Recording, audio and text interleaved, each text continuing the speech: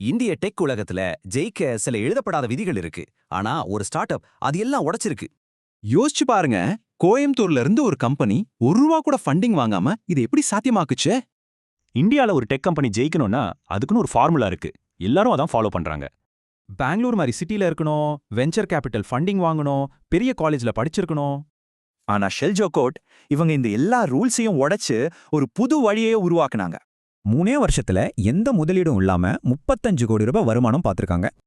அவங்களோட வளர்ச்சி விகிதம் பாத்தீங்கன்னா 188%. இது சும்மா இல்ல, மிரட்டலான வளர்ச்சி. ஜெப்டோ, கிரெடிட் பி மாதிரி பெரிய நிறுவனங்கள் உட்பட 200க்கும் மேற்பட்ட வாடிக்கையாளர்கள் இவங்களுக்கு இருக்காங்க. இது வெறும் யூனிகார்ன் கனவு இல்ல, இது லாபகரமான நிஜமான ஒரு பிசினஸ். இந்த கம்பெனியோட சிடிஓ ஸ்கூலையே முடிக்கலன்னு சொன்னா நம்புவீங்களா? அவர்தான் புவனேஷ் ஆர். அவரோட ஆரம்பம் ஒரு டெக் கம்பெனில இல்ல, ஒரு டெக்ஸ்டைல் மில்ல இருந்து தான் வந்திருக்கார். யாருடைய உதவியும் இல்லாம ஆன்லைன்ல தனியாவே கோடிங் கத்துக்கிட்டு இந்த இடத்துக்கு வந்திருக்கார். இதுல இருந்து என்ன தெரியுது?